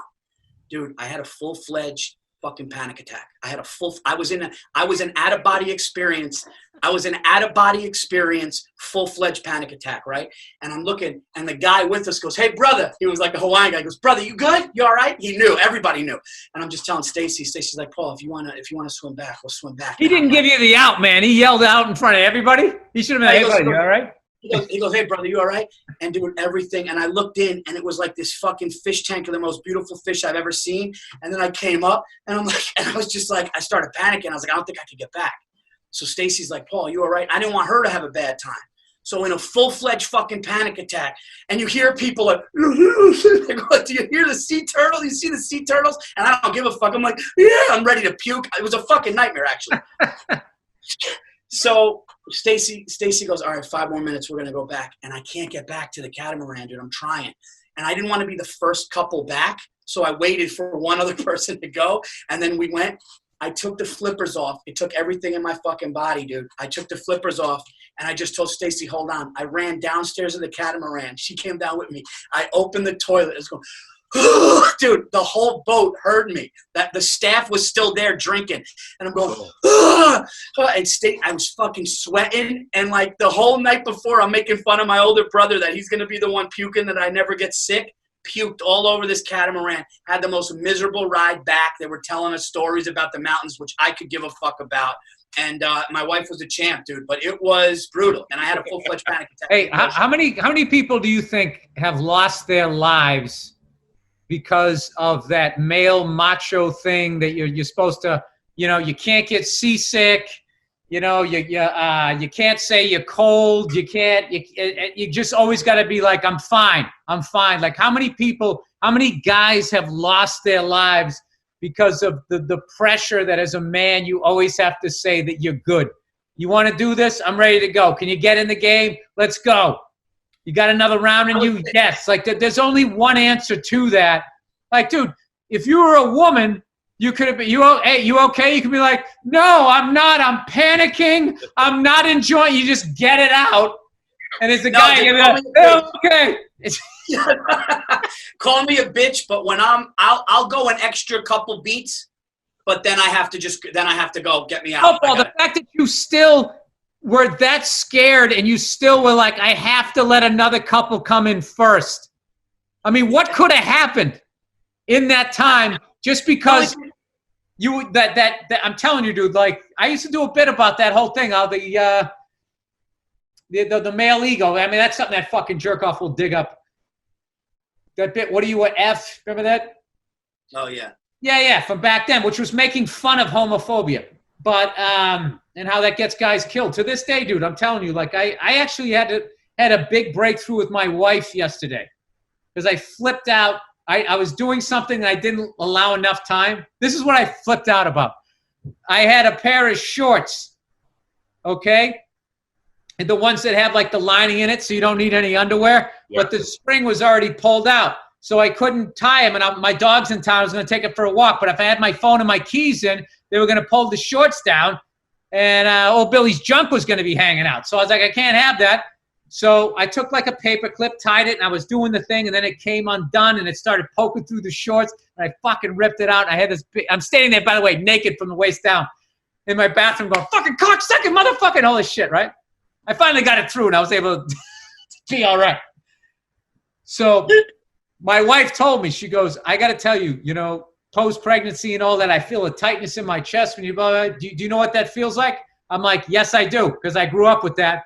I don't want to do that with you. And I was finally able to say, listen, when I flipped, because the second I flipped out, my daughter goes, she could be like, Dada, don't scream like that. That's what she says. And then I just go, you're right, buddy, you're right. She calms me down. So I said to my wife, I go, can you start doing that too? And she goes, you want me to say that? I go, yeah, if you literally just say you're giving me tightness in the chest, I'll be able to get outside. What I've read about is losing your temper. Back in the day, the Greeks used to think it was temporary insanity. And when you think about what you say and what you do, it is. So I go, it'll get me outside of it. And she goes, you'll be okay if I say that? I said, listen, I've tried to do this myself for 50 years. I need help. I literally said that. And that's something that I've never said. Wow. And then she's just been like, okay, I'm going to do that. So we haven't done it yet. but we're going to try. But for once, I got out of that male ego thing of like, I can't be the first guy to go back to boat. I can't be the guy who says he needs help. I got to be like, but I also didn't want to ruin her times like snorkeling, which I knew she was afraid of, and now she's enjoying. Well, I'm not saying you weren't a hero in the situation. Okay, I'm not trying to. I wasn't trying to make myself above you. I was just trying to say, as a guy, I love that you went there. No. It wasn't just me. Are you the type of guy in a fight? This goes for both of you guys, you two, Bert, all you guys. Like, are you the type of guy in a fight? Because when I fight with my wife, I go like this. Like, I need to end the fight. Because, sometimes my wife will walk away, and my son is the same way, where they walk away, door closed, need to process it. And for me and my daughter, that doesn't work. I'm like, no. I want dinner to be good tonight. I want the next moment we have to be good, because I don't like the looks. I don't like the quietness and the awkwardness, where I just go like, why are you crying? Why are you crying? Right? I'm not, and I told Bill a long time ago, I can't cry. So when I yell at you, this is me crying. This is me now. This is me crying, but I can't cry.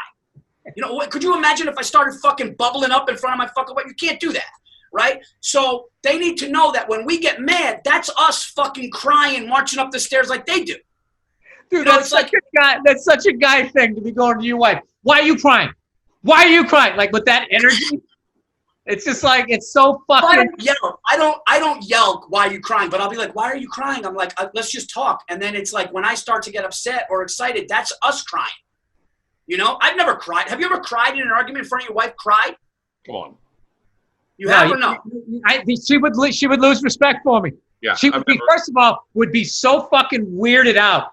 It would be something like Sal should do on Impractical Jokers. They would be so fucking.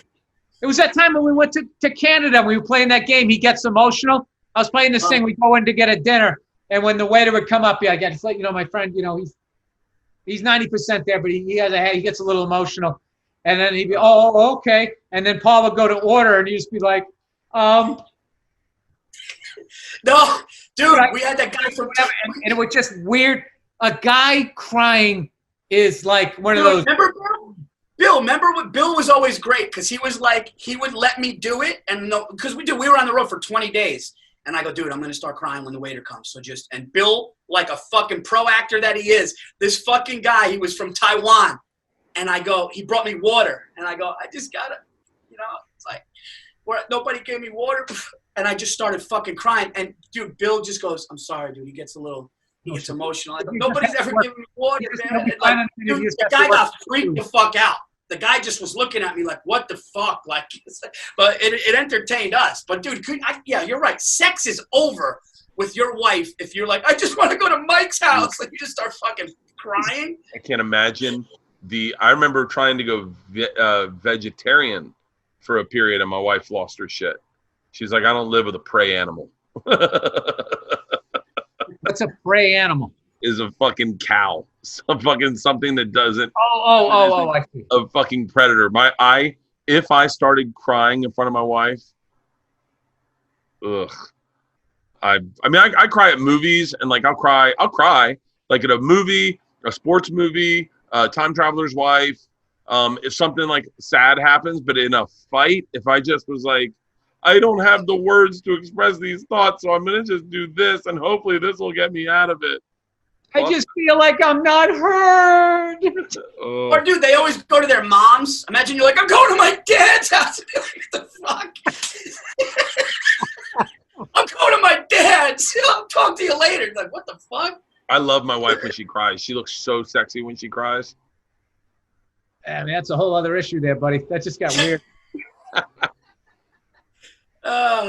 Paul, I love reducing my wife to tears. No.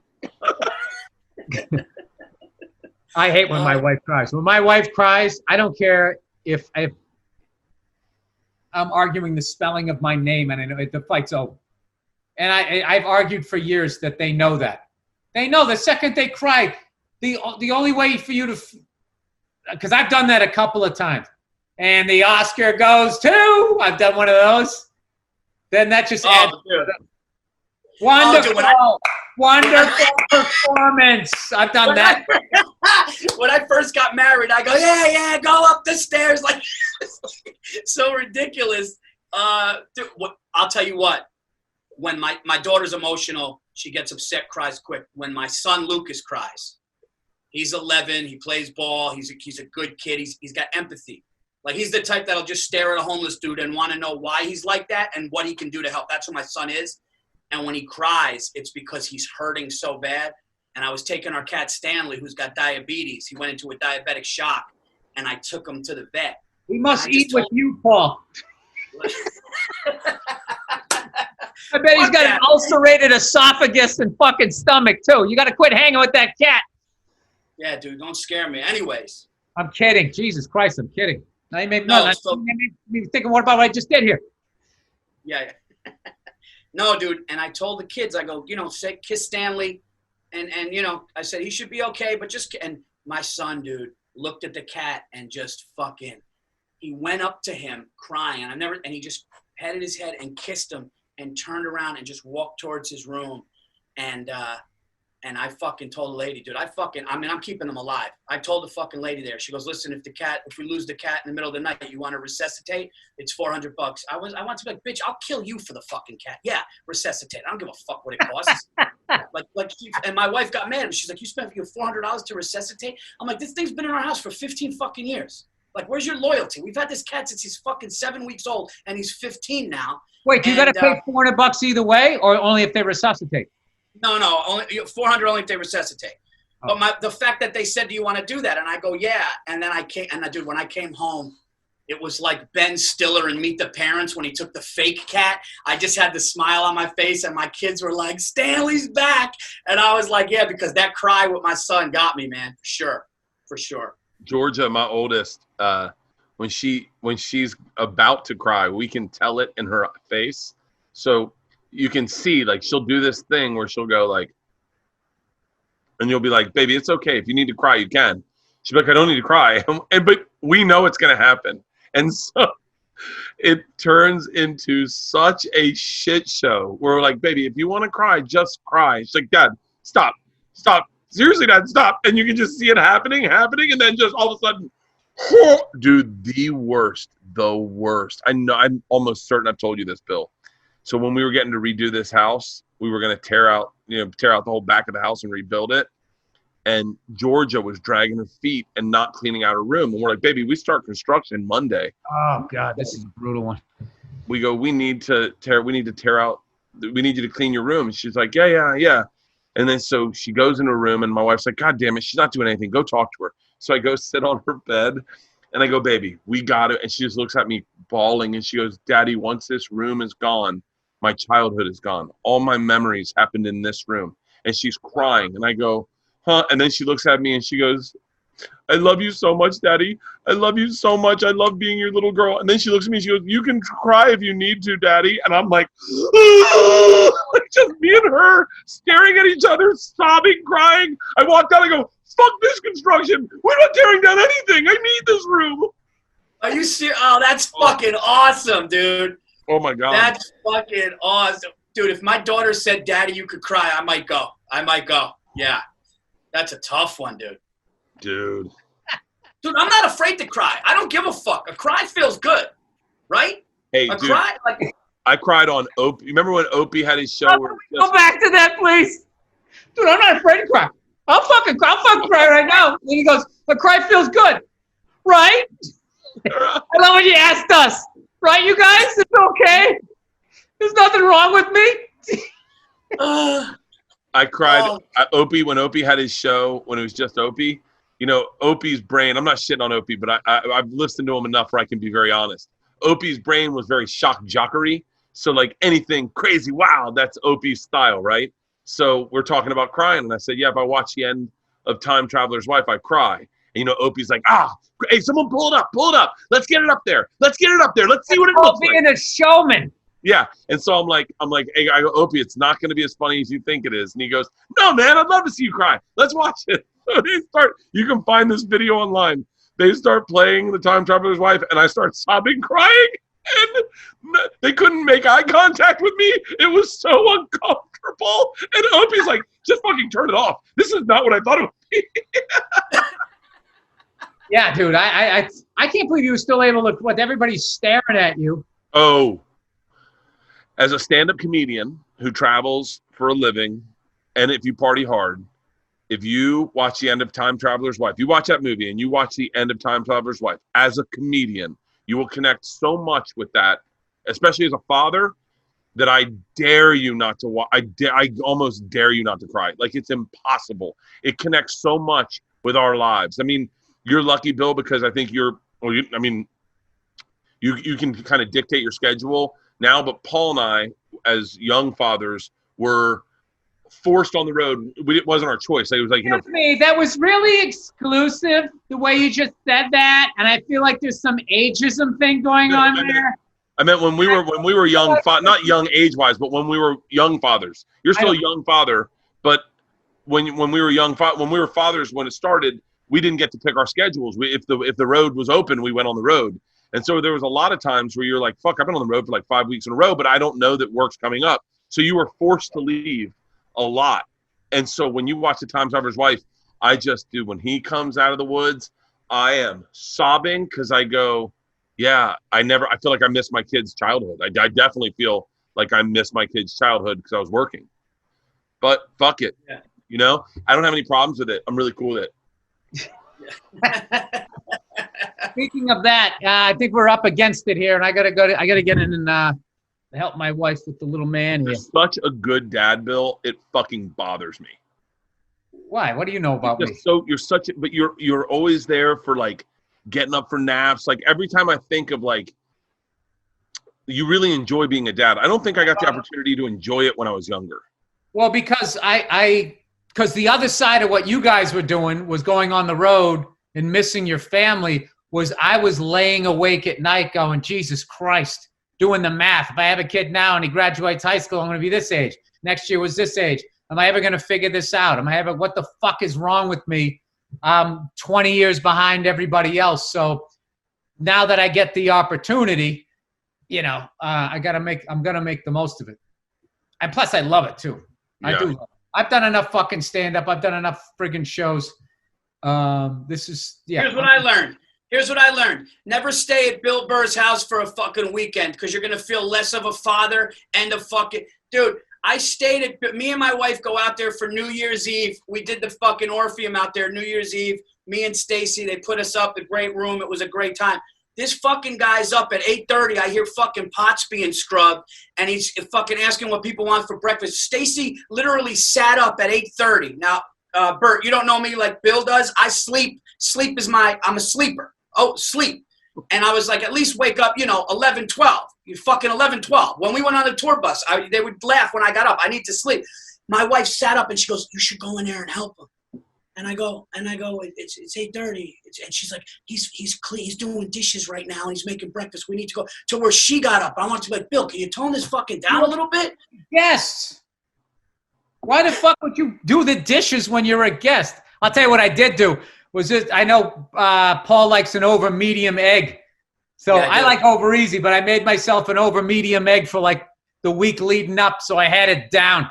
Wait, do you like over medium? Over medium? Over medium is difficult. Over hard, over easy is easy. Over medium to get it where it's got a little bit of consistency and then also oozes out. It's the tough. You gotta care, Bill. You gotta care. You gotta want it. I go straight sunny side up, guys. That's lately. Sunny side up. I get nervous with that. The rawness looking at the top. Dude, I was in a Colorado bar one time and the guy goes, "Want a red eye?" I think it was called a red eye. And I go, "What's that?" And he goes, "Here." And he pours a beer, a little bit of Clamato juice, and cracked an egg in it. And he was like, "Let's kill it." And I was like, "Fuck it." And I murdered it. And it was, I've never swallowed cum, but I can only imagine it's exactly, it was all in my throat for the rest of the day. I was like, it feels lubed up. Okay. And with that, we got to have you on more often, man. This was great. Oh, dude, man, I love hanging with you guys, dude. This is the best. Thanks for having me, too, man. We got some cool stuff coming up, too, that I wanted to announce. So back in the day, Bert, I'm a guy that likes to call shit. Okay? I'm a guy, I like to make predictions, but more than that, I like to be fucking right.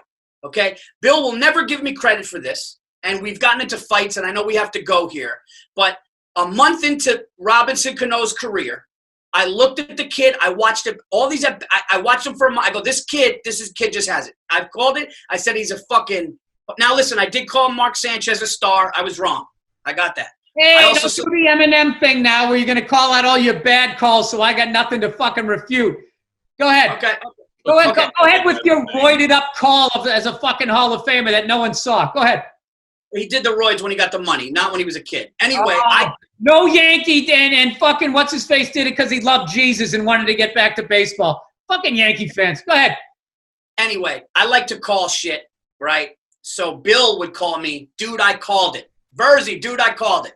So with that said, me and the greatest podcast producer of all, Andrew Themlis, goes, so we're launching a show called Dude, I Called It. It's a web series and a network.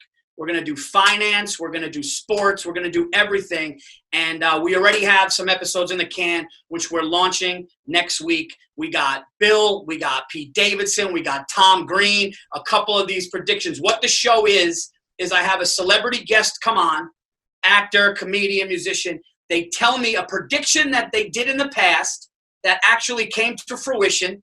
And then at the end of the episode, they give a future prediction. And oh man, when you guys see Tom Green's, there's a lot of great ones. Tom Green said some wild shit that was amazing. So we're going to launch the Dude I Called It network. We're going to have different hosts for different categories. And it launches next week. Also, I'm so happy. I want to thank everybody too who subscribed. The new Paul Virzi YouTube channel is doing fantastic. It has stand-up clips of the Virzi Effect podcast, which all you guys have done. And Bert, I want you to come back on it. But the Virzi Effect next week, we got Whitney Cummings coming on. So the Virzi Effect podcast will be on there. Clips of my stand-up and my special will be on there. The web series, also some sketches. So check all that stuff out, man. You're doing good stuff in the pandemic, Paul. Congrats. Dude, I built this fucking studio in it after I got sick. After my family, we had COVID. I was like, I got to do something. You got COVID? Yeah, we all got it late March, early April. Nice. Get it out of your system. Still next. So bam. This room was a shitty, wall falling apart, everything. And I told Stacy, I was like, let's just do something with it. So I gutted it. I painted it, turned it into this. And, and I'll say this, which my dear friend Bill Burr attached his name to, also Pete Davidson. We got 7 million views during pandemic with like 5 or 6 different clips of my Comedy Central special. And we got the next one in the can. We're working on it. But all those clips are on the YouTube channel. And, dude, wait till you guys see Dude, I Called It with some of these calls. Bert, you got to come on and tell me a prediction that you did in the past and one for the future. I'm the fucking worst at that, Paul. I kicked out a guy in my band because he was too good of a guitarist, and he started Creed in college. I'm bad at calling shit. Virzi's got some good ones, though. He said one time, I got a feeling Tom Brady's going to get hurt this year. And like 2 games later was that the one and only time he ever got hurt, he hurt his knee. He did have some good ones, but then the flaw in Paul's game is that he loves too many shit-talking players, so he gets a lot of head cases. Like guys who have a couple of good years. He's going to be a Hall of Fame. He's going to win a Super Bowl. And next thing you know, they're throwing their shoulder pads into the stands.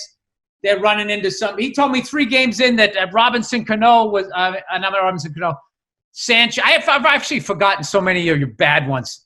You had a litany. Litany of bad ones. Mark Sanchez, 3 games in, he goes, this kid's a star. I'm like, Paul, you don't think he's going to have that rookie 4 or 5 interception? Nah, man, I'm telling you, this guy's seeing things. Horrific. Dude, what the fuck? I just bought this Logitech camera, and it's blurry now, and it was clear at the beginning. What the fuck happened? Logitech. I think you sat back. It's there. It has to refocus on you. All right, we got to wrap this up because I got to go. I got to go do the dad stuff here. All right, Virzi.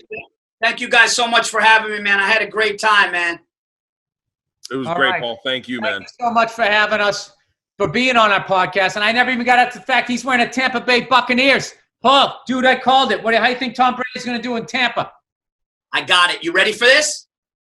What would happen if Cam Newton and the New England Patriots played Tommy Terrific and the Bucks in the big dance? We're going. That's when we're going to. Yeah, Paul, that's the most obvious fucking scenario ever. Everybody automatically thought that. And I hate how you just did that big, dude, I'm telling you this right now. Why do you think anybody knows that? No, I didn't predict it. I'm saying how nuts would that be if we did that and went. Could you imagine that? I got one for you. Ready for this real quick? I know you got to go. Who you taking, gun to your head, if a 13-3 Cam Newton and Patriots come in with Belichick, 13-3, and Brady has a little bit of struggle with the new coach, but they get to the Super Bowl at about 11-5 or 12-4 in the Super Bowl. Who you got, gun to your head? If Tom Brady has a defense, I go with Tom Brady, without a fucking doubt. I go Bucks. Without a doubt. Without a doubt, Bucks. Yeah, you know what? Brady's more prepared for the moment than Cam would be, and Brady's more consistent. I think so. And Cam Newton fired off that whole tweet about lions and hyenas and fucking rhinoceroses.